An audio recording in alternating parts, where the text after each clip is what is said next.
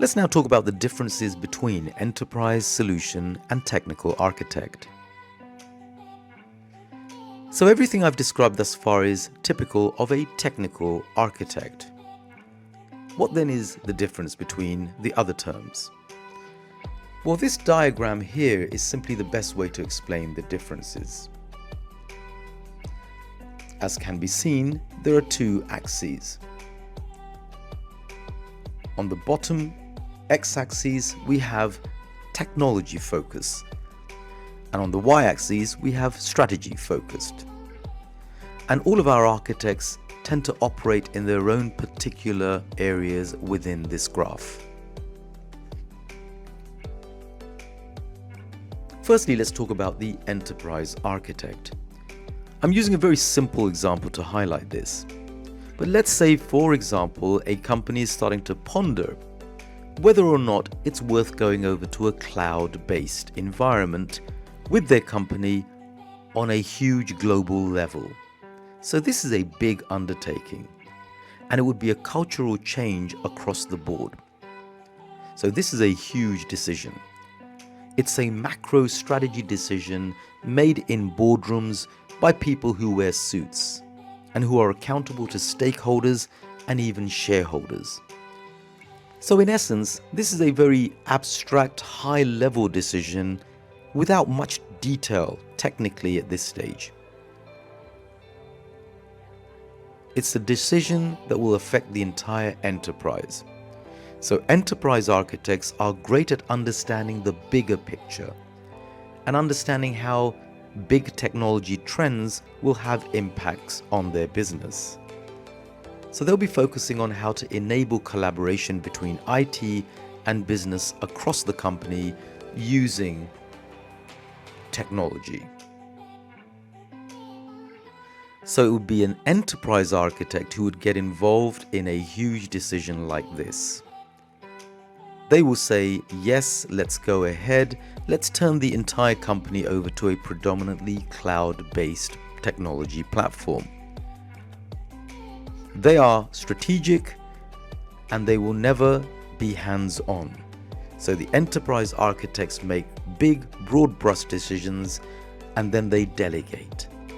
Generally, these people are only present in large organizations and they'll be reporting into the board or certainly be active at an executive level.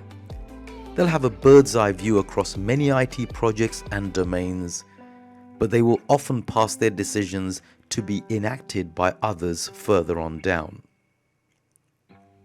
So from our graph, the enterprise architect is almost now zero technically hands-on the x-axis, but very high strategically on the y-axis. They will have made their big broad brush decision and they will pass the proceedings on to the solutions architect. As we can see from the graph, the solutions architect is someone who's much more a mix of technical and strategic thinking. This is someone who has a broad eye on technical solutions for the business, just like the enterprise architect, but they are much closer to the projects that are going on around the business. They'll have a clear understanding of which particular technologies might be best to implement in which situation. So they will be involved in fewer projects as a whole, but they will be in a better position to do a risk analysis of the various solutions out there. So this is getting closer to the nitty-gritty in terms of thinking of solutions, rather than the abstract ideas that come from higher up. And so if the enterprise architect has said, we are going to go cloud globally, the solutions architect may well say, well, if we have decided to go cloud, then there are three products: MS Azure, Amazon AWS, and Google Cloud. I think that our situation calls for an adoption of Microsoft Azure. So a decision would now be made on a much more technical level. The broad solution has come down to a much more specific answer, and the solution has turned out to be Microsoft Azure.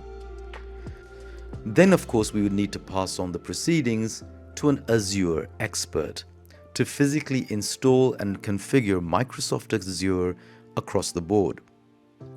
And there may be one or many projects that are affected by this change. And so we would then get into hiring our technical architect, who is the hands-on hotshot in Azure. As can be seen from the graph, these people are really not that concerned about the strategic direction of the company. At a boardroom level, they're much lower down on the strategy scale, but they're heavily involved on the hands-on technical implementation. So that's how the flow goes from enterprise to solution to technical architect.